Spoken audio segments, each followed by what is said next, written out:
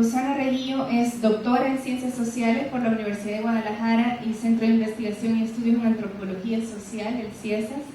Su tesis doctoral fue premiada por CONACYT y publicada posteriormente. Es miembro del Sistema Nacional de Investigadores Nivel 3, miembro de la Academia Mexicana de las Ciencias, profesora, investigadora en el ITESO. Fue titular de la cátedra André Bello en New York University. Ha sido profesora invitada en diversas universidades, tanto de América Latina como de Europa, como de Estados Unidos. Sus temas de investigación giran en torno a las culturas urbanas, la vida cotidiana, la subjetividad, la construcción social del miedo, los jóvenes, la violencia, el narcotráfico. Ha publicado un buen número de libros, artículos académicos y periodísticos, manifiestos, blogs, twitters, actualizaciones en Facebook para intentar abarcar toda la producción que ella tiene. Compañeros, colegas, estudiantes, maestros, amigos, me da muchísimo gusto estar en El Salvador en este momento, en la UCA. Efectivamente tuve que hacer priorizaciones en la agenda porque, digamos, muchos de mis temitas de investigación que son muy sencillos, como el narcotráfico, el sicariato, el miedo, la exclusión, la migración, están un poco, digamos, de moda, ¿no? Entonces he sido muy demandada en los últimos tiempos y la verdad es que mi nieta me demanda tantas salidas, ¿no? Así que tengo que hacer opciones, pero para mí El Salvador ha sido clave, no solamente, como decía Amparo, en el proceso de construcción de complicidades y solidaridades intelectuales y afectivas, sino un lugar que me ha posibilitado pensar muchas de las categorías con las que trabajo. Voy a desplegar, digamos, en un tema, a condensar en un tema, muchas de las investigaciones que he venido realizando desde los últimos 8 o 10 años, que vinculan 3 elementos sustantivos.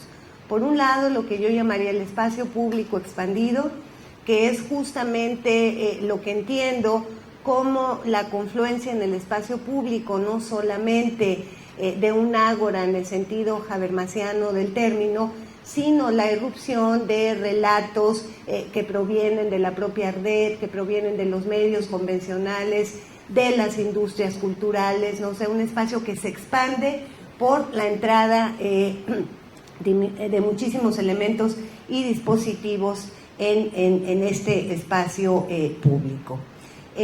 Un segundo elemento tiene que ver con las emociones, con los afectos, que ha sido clave para poder producir avances en los últimos años. Y un tercer elemento, quizá el más importante para la tarde de hoy, para la noche de hoy, sería la categoría del otro, ¿no? De esta categoría tan compleja, esta categoría tan opaca, tan falta de contornos, tan falta de límites, o al mismo tiempo tan sobrada de límites en la contemporaneidad acongojada y afligida que nos habita. Desde esta lógica, me pareció en discusión con Amparo muy relevante discutir a propósito de la reemergencia o de la entrada al espacio público expandido, justamente de la figura del monstruo y de lo monstruoso, de la figura del hereje, ¿no? Y cuando hablo del hereje estoy pensando fundamentalmente en Snowden y en el soldado Manning y en Julian Assange, y el desechable. Y cuando hablo del desechable estoy pensando, digamos, en los migrantes centroamericanos, estoy pensando en las mujeres en Ciudad Juárez, estoy pensando en los jóvenes empleados en la maquila, pero ya iré dotando, digamos, de características más empíricas el tema. Quisiera empezar con 3 viñetas muy claras de distintos lugares, una argentina, una puertorriqueña y una mexicana. La primera es que una mujer llega al aeropuerto de Ezeiza, en la ciudad de Buenos Aires, justamente cuando Aerolíneas Argentinas había perdido su batalla de soberanía nacional frente a Iberia. Es decir, Iberia, finalmente, como será un relato que para los salvadoreños no es demasiado raro, ¿no? Capitales extranjeros se apropian de las industrias locales, Entonces Aerolíneas Argentinas sucumbe frente a este gigante de la aviación que es Aerolíneas Argentinas, y entonces durante varios días rumbo a Ezeiza había manifestaciones reivindicando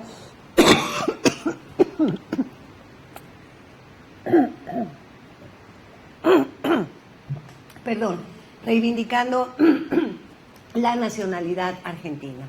En ese contexto, y venciendo una fila de viajeros, porque había huelgas, ¿no?, de Aerolíneas Argentinas, esta mujer llega a la ventanilla, entrega su pasaporte y dice que va a Panamá a una reunión. Entonces el empleado mira el pasaporte, la mira ella, comenta algo con un colega del mostrador, le dicen permítanos, y de pronto por atrás llegan funcionarios policíacos del aeropuerto, la llevan a un cuarto aparte, la interrogan, la someten a unas vejaciones espantosas, llaman a la Interpol, ¿no?, acusándola de que su documento es un documento, su pasaporte apócrifo. Pasan alrededor de 12 o 14 horas detenida en ese cuartito, siendo interrogada por estos funcionarios migratorios y funcionarios de la Interpol, cuando uno de los entrevistadores, ¿no?, de los torturadores, agarra el pasaporte y se lo avienta y le dice: es que Pocha, usted no puede ser argentina y ser negra, ¿no? Entonces Pocha no podía tener un documento de viaje, un documento de identidad argentino, porque era negra, según los imaginarios de migración del aeropuerto de Ezeiza y según la Interpol. Después, por supuesto, le pidieron perdón, le entregaron su pasaporte, y el caso de Pocha abrió una gran discusión en una sociedad que se ha negado a ver su propio racismo y su propio proceso de construcción nacional identitaria, para reconocer la presencia de afroargentinos en la sociedad argentina, ¿no? Primera viñeta, yo creo que es bastante fuerte, ¿no?, pensar que te digan que no puedes ser negro y ser argentino. La segunda es este artista afro-puertorriqueño, afamadísimo, sumamente sofisticado, con exposiciones plásticas en Miami, en Nueva York, en París, etcétera. Y entonces, además homosexual, evidentemente homosexual, y entonces él tiene una pareja, un irlandés, y deciden irse a vivir a la zona del Condado en San Juan de Puerto Rico. La zona del Condado es más o menos, ¿qué sería el equivalente?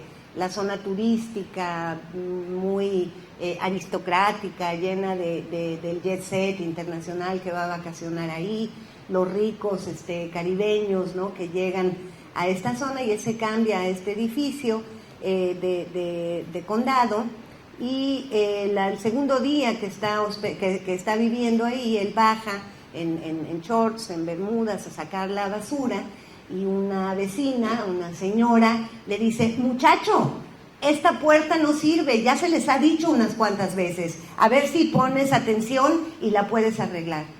Él, descontrolado, le dice: señora, yo vivo aquí.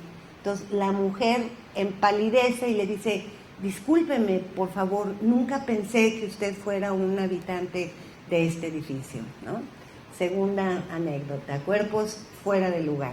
O sea, vayan atando cabos.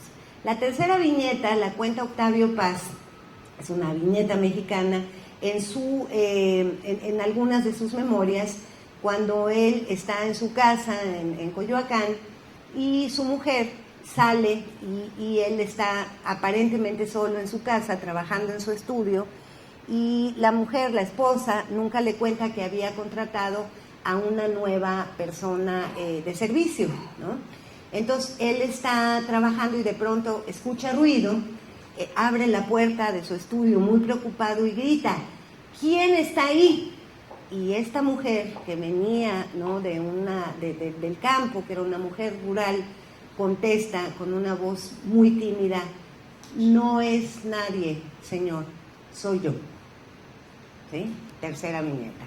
Con estas 3 postales y estas 3 fotografías quiero que entremos propiamente en el tema central para esta noche. Entonces, como decía, una de las preguntas que me persigue y que nunca ha dejado de ser parte de mi trabajo de investigación es la categoría del otro. ¿Cómo se construye? ¿Cómo se ha construido? ¿Cuáles son sus componentes centrales? ¿Cuáles son los procesos socioculturales que la atan, que la amarran, que le dan sentido? Y quiero colocar 3 elementos para podernos aproximar a dar cuenta de esto de manera más precisa. Con 3 también, si se dan cuenta, yo trabajo con la tripodología felina que propone Humberto Eco, o sea, los 3 pies del gato permanentemente, con otras 3 categorías que serían lo siniestro, que nos proporciona Freud, o como dice algún alumno de licenciatura que me entregó un trabajo, Freud, con I latina, ¿no? Como dice Freud, esta categoría de lo siniestro es fundamental, por razones que explicaré enseguida. Una segunda que es central, que tiene que ver con la geopolítica, y la tercera que tiene que ver con la securitización creciente de nuestras sociedades contemporáneas. Empiezo justamente por lo siniestro. Cuando yo accedo en mi trabajo de las emociones, de los miedos, tratando, digamos, de descifrar a través de qué insumos y de qué instrumentos es posible entender la experiencia social de sujetos, de actores, de mujeres, de hombres, jóvenes, ancianos, en una sociedad que colapsa, cuyos sistemas interpretativos no alcanzan a ofrecer respuestas, digamos, que satisfagan la necesidad de certidumbre. Cuando vivimos en una sociedad en la que uno abre el periódico y se encuentra México, 35 muertos el fin de semana por el narcotráfico, Colombia, 3 mujeres asesinadas en no sé dónde, Libia, fuerzas militares destripan a una mujer embarazada. Es decir, a través de qué categorías podemos interpretar este contexto tan brutal que nos es entregado a través de ese espacio público expandido cada mañana, cada tarde y cada noche, ¿no?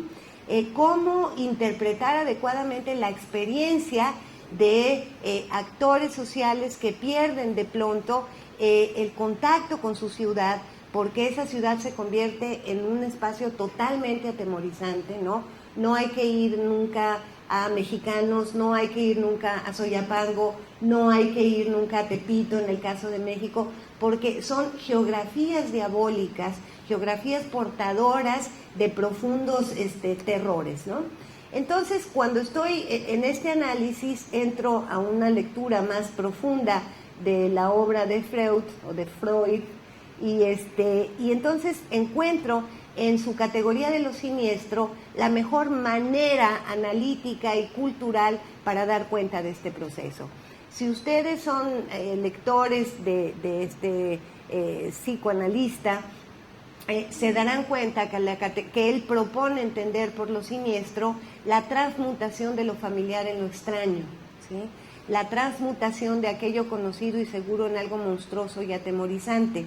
En su trabajo, que es absolutamente fascinante, él recurre a la figura del autómata, ¿no? Que podríamos, digamos, traducirlo a la figura infantil de la muñeca o de las muñecas que en la noche adquieren vida, ¿sí?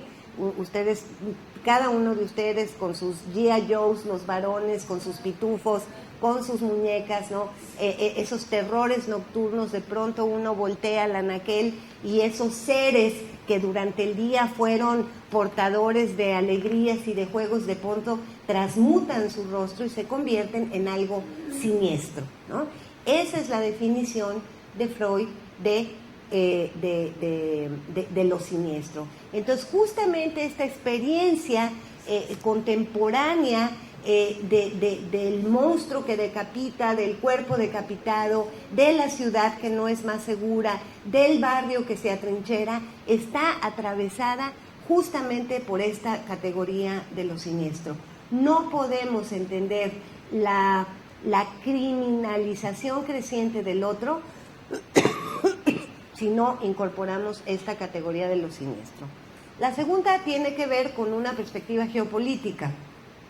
entre más envejezco, es una broma que hice ayer, la voy a volver a hacer en atención a los que no vinieron, en la medida que envejezco, y lo hago muy rápido, más me convenzo de la enorme necesidad de incluir marcos georreferenciales y geopolíticos de alta densidad, macro y densos en nuestros análisis. Es decir, que la OTAN, el Tratado del Atlántico Norte, el Fondo Monetario Internacional, todos estos dispositivos de producción de geopolítica no son inocuos, no están ahí sin hacer nada. Es decir, son elementos sustantivos que reformulan, reconfiguran, marcan de manera contundente los procesos a través de los cuales se construye, se produce y se sostiene la realidad. Piensen, por ejemplo, en el reciente y simpático incidente de el espionaje en el avión de Evo Morales, ¿no? Buscándole un Snowden incrustado en algún lado de su cuerpo, supongo yo. Eso habla, digamos, de un cambio de relaciones geopolíticas importantísimas. Podemos pensar también, por ejemplo, la construcción de las bases militares de Estados Unidos en América Latina, la bronca que traen ahorita con Ecuador. Es decir, son elementos, ¿no? Y el propio espionaje planetario al que nos tiene sometida la oficinita del señor Obama, son elementos geopolíticos que impactan profundamente a través de múltiples mediaciones en la configuración y la construcción de la categoría del otro amenazante. Y finalmente, y con esto empezamos propiamente a correr, si quieres darle un primer clic, la categoría que para mí ha sido clave en el último tiempo, que es el de la securitización. Esta es una palabra que en español no existía hasta hace 5 años, fue incorporada, digamos, como válida por la RAE, y es muy interesante, ¿no? Cómo palabras emergen, ¿no?, en nuestras maneras de entender el mundo, y me parece fundamental porque la securitización, como intentaré plantear más adelante, es indudablemente una tendencia, una fuerza creciente, no solamente de carácter macro, es decir, que viene de arriba hacia abajo, sino también una fuerza que va de abajo hacia arriba, ¿no? Pensemos no solamente en los Estados Unidos invadiendo Irak, sino pensemos en los favelados de Rosiña blindando su propia favela, ¿no? Securitizándola frente a la amenaza del propio Estado. Es decir, no son procesos unívocos de una sola vía, ¿no? Es importantísimo pensar que este proceso de securitización está atado a su vez a un conjunto de fenómenos que tienen que ver con las consecuencias, lo que Beck, Lasch y Bauman llamarían las consecuencias perversas de la modernidad, de un progreso, un desarrollo que trae aparejados sus propios riesgos y sus propias consecuencias. Es decir, o como diría de manera brillante Paul Virilio, toda tecnología porta su propio accidente, ¿no? Entonces, en ese sentido, la modernidad y el progreso han sido portadores de su propio accidente. Entonces, lo que me interesa entonces centralmente ahora es deslizarme hacia la construcción de lo monstruoso, lo herético y lo desechable. Si le damos un clic, por favor.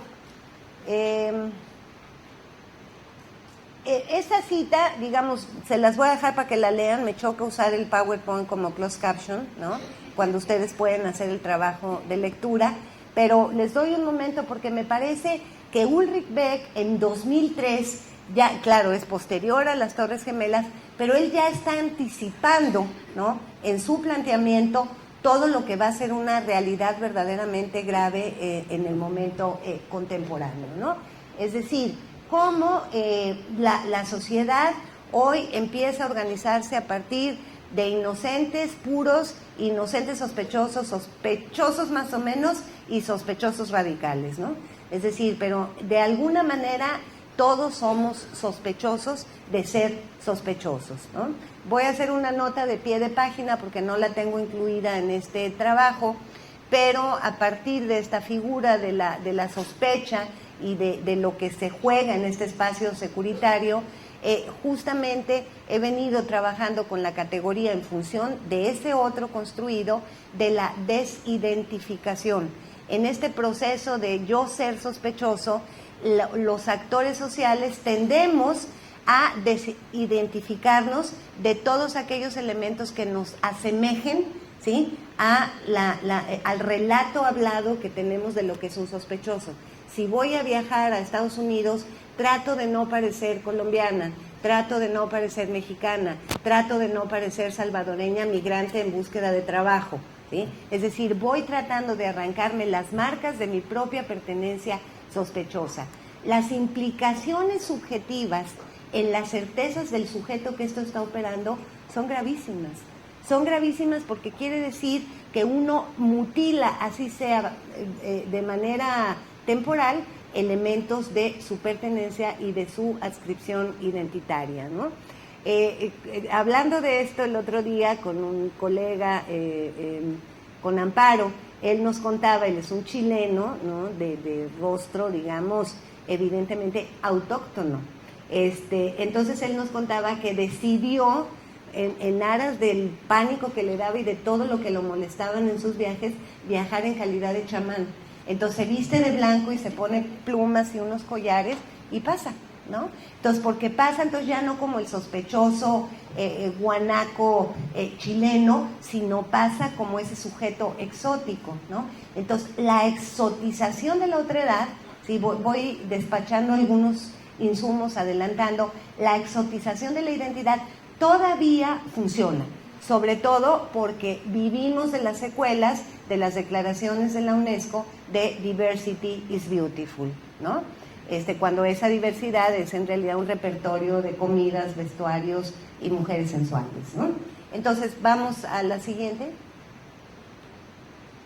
Les pido una disculpa, la dificultad técnica que tuvimos es que en un descuido subí una versión al Dropbox que no es compatible con la Mac, entonces no la podemos descargar, por lo tanto no se puede ver en pantalla completa, ¿no? Pero bueno, entonces yo planteo, me parece sustantivo en un proyecto de investigación plantear puntos de inflexión. Entonces me parece que de cara a esta trastocamiento, transformación de la construcción de la categoría del otro, los ataques a las Torres Gemelas tuvieron justamente un peso fundamental, es un punto de inflexión. A lo largo de mi trabajo de investigación he sido muy atenta a lo que llamo la antropología del acontecimiento, porque me parece que justamente un acontecimiento que irrumpe en la dinámica cotidiana de las sociedades es capaz de revelar los saberes de fondo que de pronto una cultura pone a operar para resistir la irrupción de ese acontecimiento. Y principalmente porque todo acontecimiento instaura sus propias reglas y pautas de discusión, ¿no? Podemos ir al siguiente. Entonces, cuando un acontecimiento irrumpe, como en este caso las Torres Gemelas,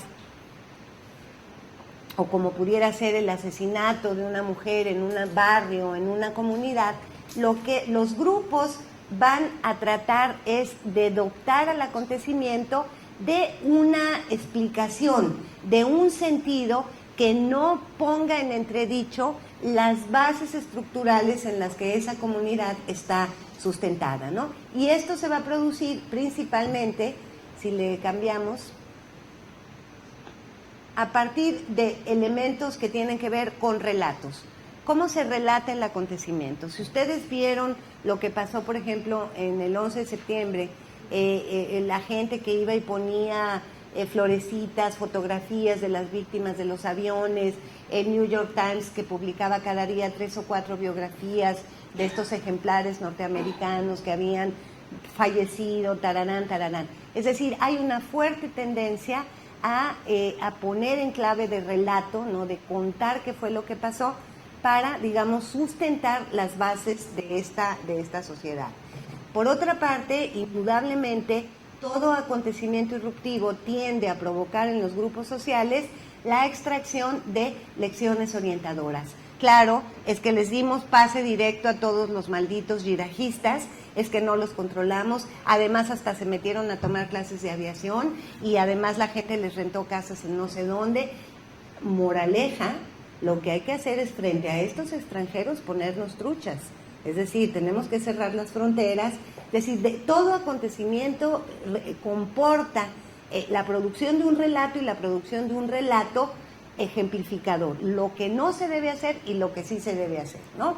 Entonces, esto, digamos, lo que hace es mantener la explicación dentro de ciertos marcos para que no estalle la sociedad, ¿no? Adelante. Entonces, aquí lo que me parece importante, podemos ir a la siguiente, es encontrar cuáles serían el conjunto de operaciones básicas que están a la base de esta lectura del acontecimiento. La primera tendría que ver con la negación, ¿no? O sea, una primera forma de respuesta pasa justamente por la negación del acontecimiento, que tendría que, esto no pasó o no pasó así, que tendría que ver justamente con la búsqueda o con el intento de pasteurizar el acontecimiento. Si ustedes conocen el proceso de pasteurización, verán cómo es el mecanismo mediante el cual se decanta, ¿no?, la leche y se le quita todo aquello que es natoso y es excedente, ¿no? Entonces, de lo que se trata es, digamos, de invisibilizar todos aquellos rasgos que son problemáticos para la interpretación del grupo social y todos aquellos que son espectaculares, resaltarlos, magnificarlos, y todos aquellos que tengan que ver con la tragedia humana. Ejemplo, por si no soy lo suficientemente clara, Torres Gemelas, lo que desaparece y se pasteuriza es la relación de la familia Bush con el señor Bin Laden. Lo que desaparece es el comportamiento de cherifes invasores de los norteamericanos durante los últimos siglos, etcétera, pero se exalta nosotros patriótico, etcétera, ¿no? Entonces hay una tendencia, una operación que tiende a negar los aspectos problemáticos, porque si no, eso exige verme a mí misma, ¿no? Entonces, por ejemplo, en el caso de los migrantes centroamericanos asesinados en México, la gente solamente logra retener el dolor, lo terrible, pobrecitos, es que qué feo, es que qué horrible, pero lo que queda totalmente obturado o pasteurizado en la construcción del relato es la colaboración de México en convertirse en la primera frontera del sur para el norte, ¿no? Su colaboración en las políticas brutales de migración, su colaboración en todo lo que no se dice, porque eso no solamente es un asunto de manipulación del poder, es un asunto que tiene que ver con elementos antropológicos, es decir, no quiero que lo vean como maquiavelismo, ¿no? Es una tendencia yo puedo cuestionar eso, pero no voy a cuestionar mi propio grupo, mi propia seguridad comunitaria, ¿no? Adelante. El segundo elemento tiene que ver, esto es fascinante, con el pensamiento mágico.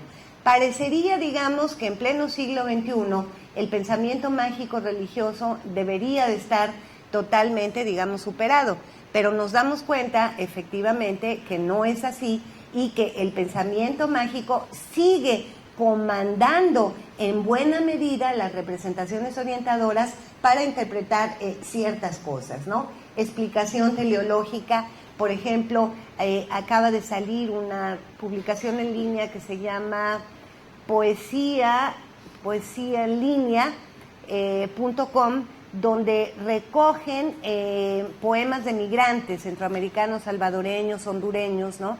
Entonces, a mí, y acaba de salir hace un par de días o 3, me llamaba poderosamente la atención el poema de un migrante salvadoreño que pensaba que todas sus tragedias, ¿no?, estaban mandadas por Dios. Entonces estaba dispuesto, ¿no? Lo habían regresado 3 veces, las 3 veces que lo habían regresado, él narra en el poema cómo a uno de los cuates que viajaba con él, el hijo se cae del tren y queda totalmente mutilado, otro se muere, otro lo secuestran, y todo eso no tiene que ver con nada estructural, ¿no? todo es Dios nuestro Señor que nos pone estas pruebas, pero al mismo tiempo la búsqueda de aliados supranaturales, pero entonces la Virgen estará conmigo, etcétera, ¿no?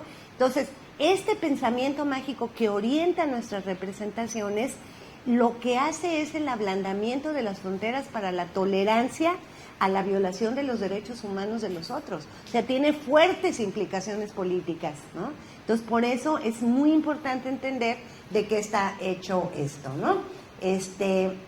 Adelante.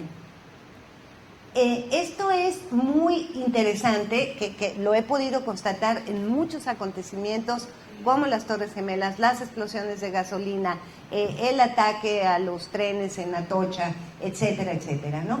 Es decir, cómo inmediatamente en una sociedad que vive en el espacio público expandido hay una fuerte tendencia a la explicación instrumental científica. Es decir, nuestra aparente cultura científica instrumental, ¿no? Es que ustedes escuchen en los bancos, en el bus, en los pasillos, cómo hablan los alumnos de ciertas cosas, ¿no? Y entonces hay una tendencia cientificista a explicar las cosas de determinada manera. No, es que eso explotó porque el gasoducto en realidad llevaba una carga de no sé cuánto, ¿no? Es que en realidad la tregua, ¿no?, de las maras tiene un problema porque la intervención, o sea, esta fuerte tendencia instrumental a pensar que sometiendo el acontecimiento que irrumpe a un marco presuntamente científico es posible contener su propia amenaza, ¿no? Además es muy interesante cómo la banalización, que yo, si me oyen mis colegas del ITESO me van a linchar, pero yo digo, la banalización científica de la ciencia a través de los medios de comunicación y no la difusión, lo que hace es poner en manos de la sociedad instrumentos, ¿sí?, para justamente caer en este tipo de cuestiones. Adelante, por favor. ¿Sí?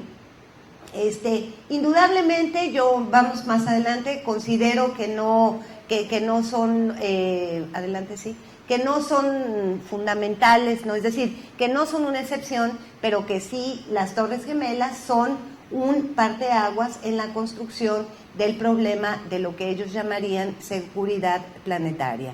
Es justamente después de esto que las maras son configuradas como un problema de seguridad nacional. ¿Se acuerdan que hasta antes de eso, digamos, era un problema policíaco, pero no de seguridad nacional, ¿no? Entonces, me parece que en este sentido, aquí estarían los 5 elementos que me parece que se reconfiguran de manera muy acelerada y sería justamente el papel y el debate en torno al Estado Nacional. A partir de mi trabajo con esta otredad, con esta categoría del otro, lo que puedo afirmar es que en esta reconfiguración lo que podemos encontrar en esta lógica securitaria es que se encontraron los dispositivos y las palancas para justificar lo que podríamos llamar el minimalismo de las políticas sociales y el maximalismo de las políticas punitivas sin ninguna bronca, ¿no? Es decir, la política social se reduce al mínimo, el estado de bienestar desaparece si es que alguna vez existió como tal en América Latina, pero digamos, el Estado recula de su responsabilidad social, pero algunos investigadores de este momento empiezan a hablar del fin del Estado. Mentira.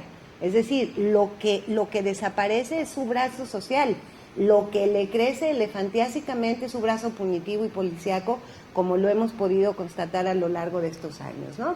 Indudablemente en este clima, uno de los aspectos más complicados va a ser justamente la situación de los derechos humanos, que va a encontrar una justificación en aras de la seguridad de un sacrificio en torno a los derechos humanos. Es un momento en el que en el espacio público expandido es posible encontrar regularidades discursivas que dicen: los defensores de derechos humanos defienden a puras ratas, en detrimento de la autoridad, etcétera, ¿no? O sea, como que a mí me sorprende profundamente el impacto que todo esto ha tenido en términos de los derechos humanos, ¿no?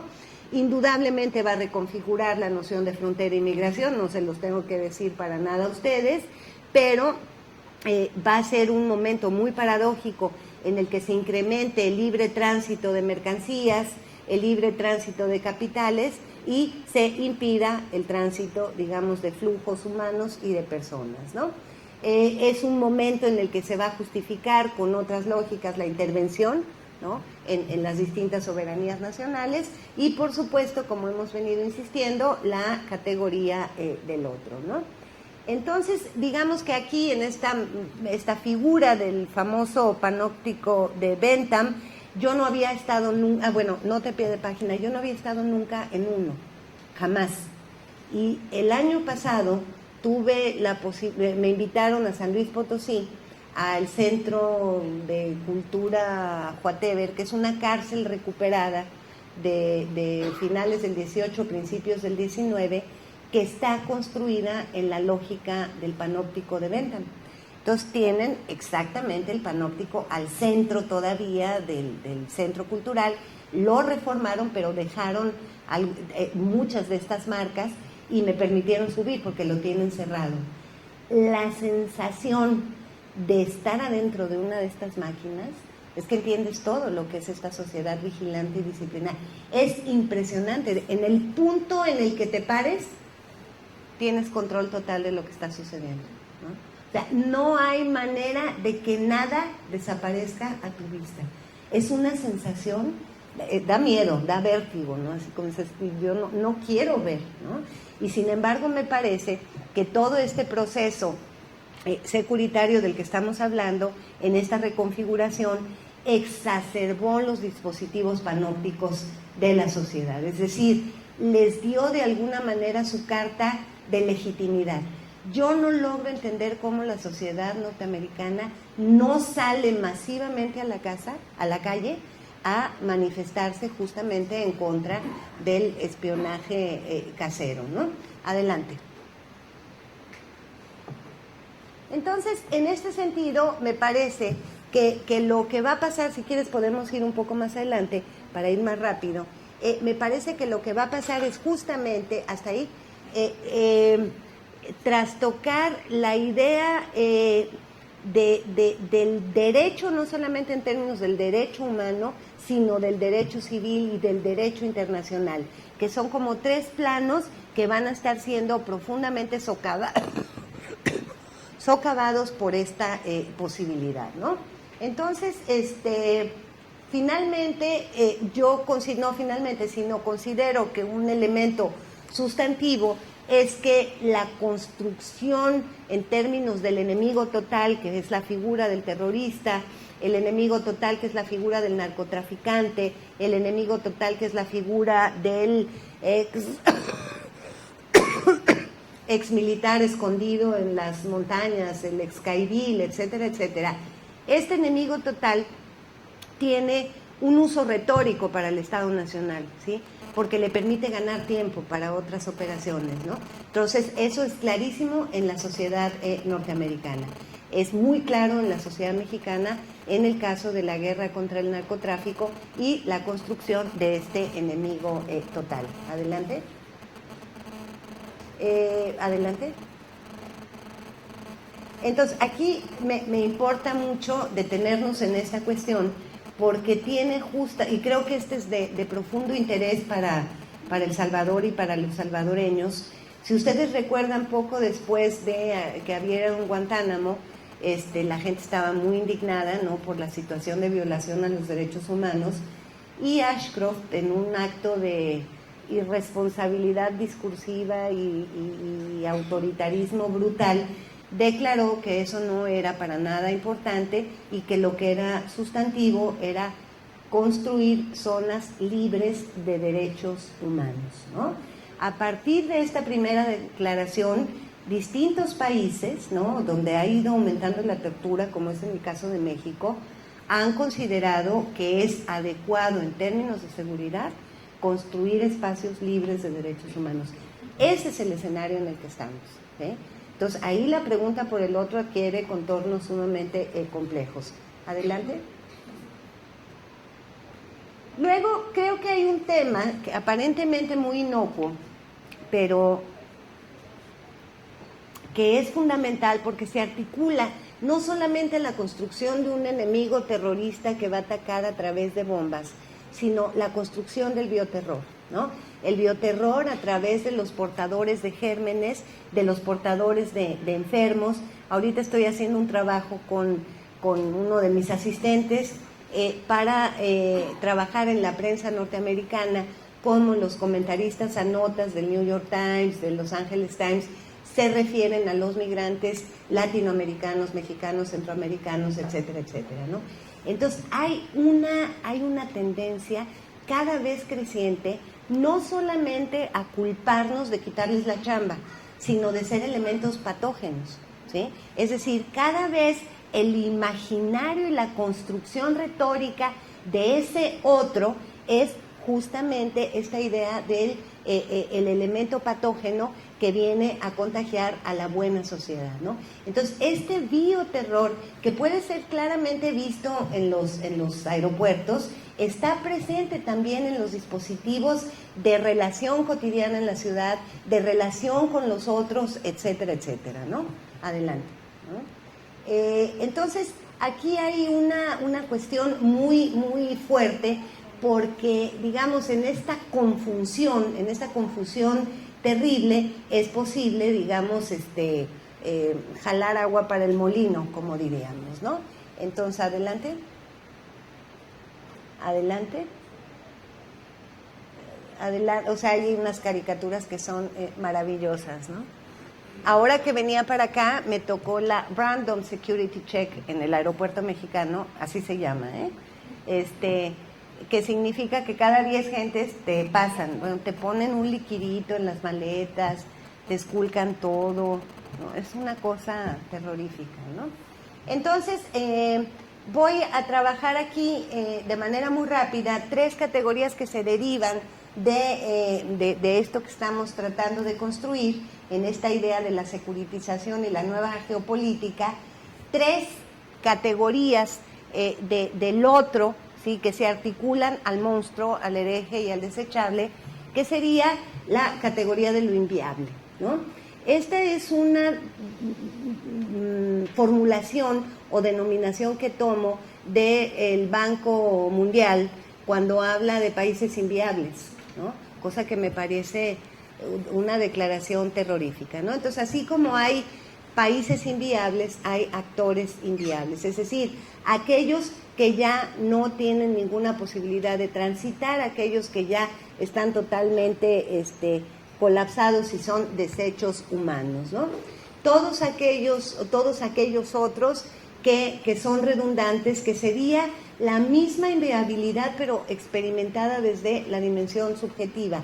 Es decir, esta sensación permanente de que yo no quepo, de que yo no sirvo, de que yo no logro insertarme, de que es mi culpa mi propia incapacidad de conseguir un empleo, ¿no?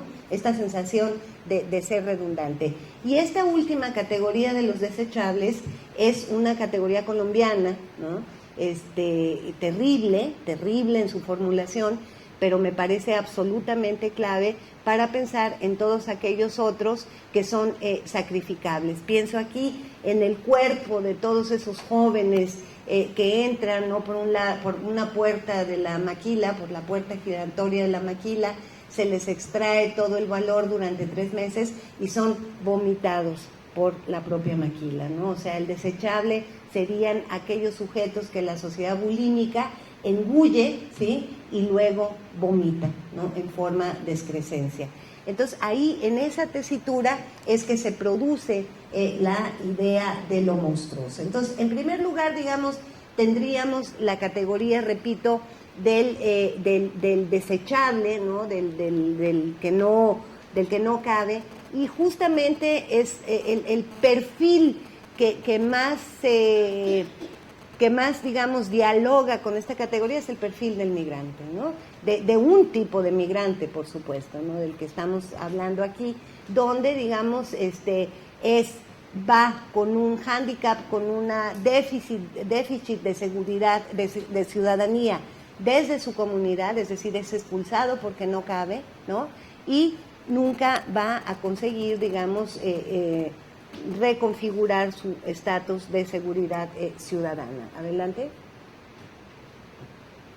Es muy importante, aquí es nuestra amiga Condelisa, y esa frase de Calígula que es maravillosa: no me importa que me odien con tal de que me teman.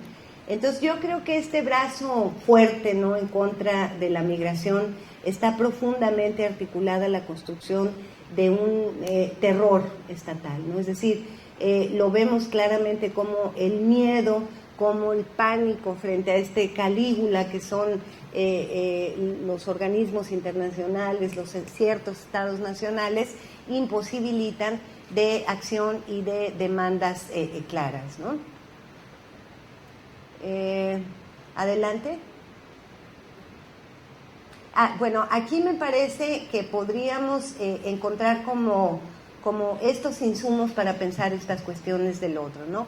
El Plan Colombia, que ha sido clave, ¿no?, que ha sido un momento marcante en la configuración de ese otro, la certificación en una sociedad que es altísimamente consumista, ¿no?, en torno a la droga, ¿no?, la repatriación de mareros, ¿no?, que fue también un proceso fundamental, y la propuesta de la ley tejana, que todavía no ha sido vencida, ¿no?, de instalar estos brazaletes electrónicos de seguridad cuando entras al estado tejano, ¿no?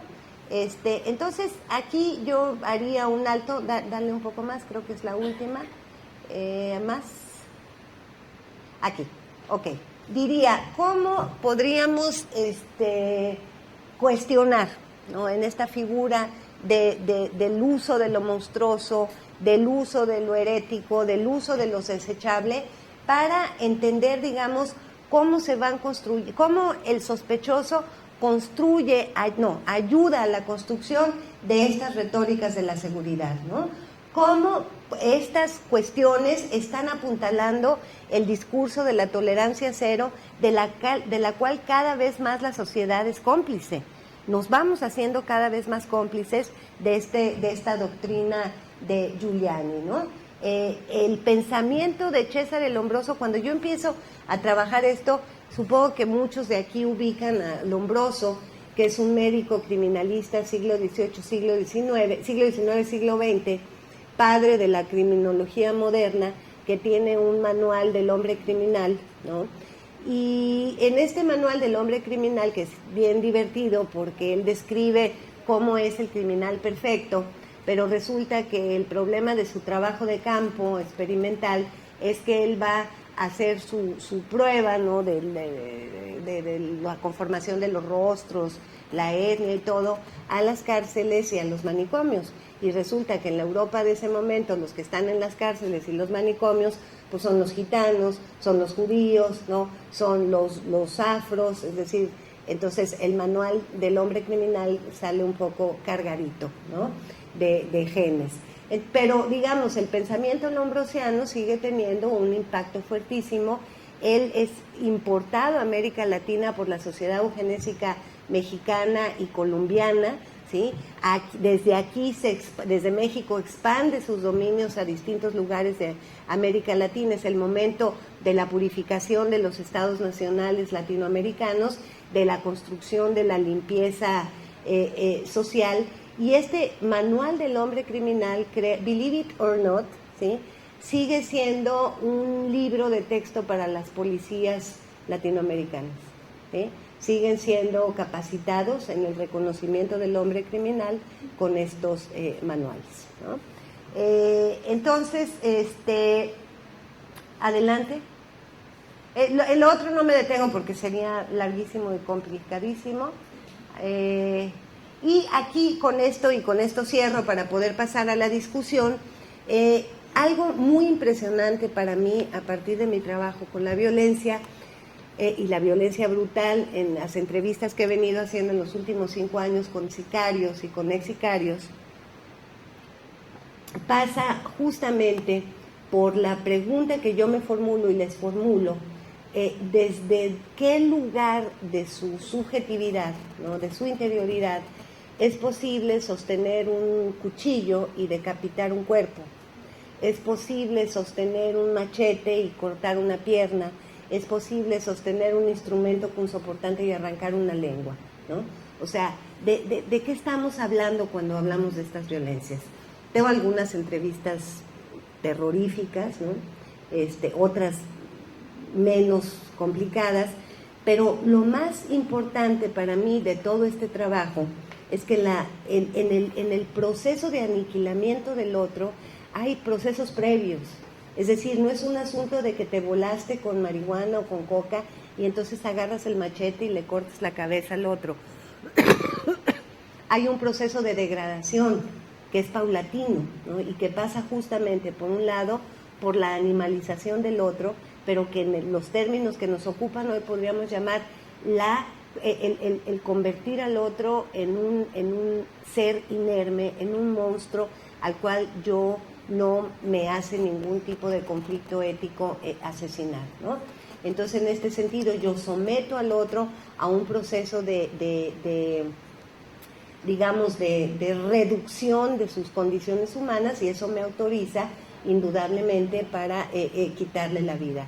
Sin duda me parece que quien mejor está pensando estas cuestiones es la italiana Adriana Cavarero, en su libro Horrorismo, pensando la violencia contemporánea, que ella nos proporciona la categoría del inerme, la construcción del inerme, que luego yo voy a retomar en otro registro, pero que fundamentalmente posibilita pensar cómo la maquinaria nazi, ¿no?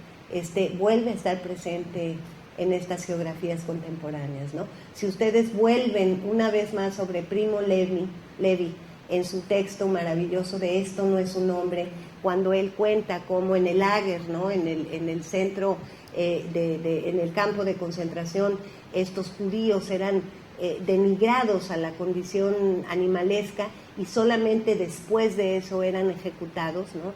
Ejerciendo un proceso de reducción y de humillación fundamental, podemos encontrar una mínima explicación, un mínimo grado de inteligibilidad en estas violencias brutales que estamos experimentando, ¿no?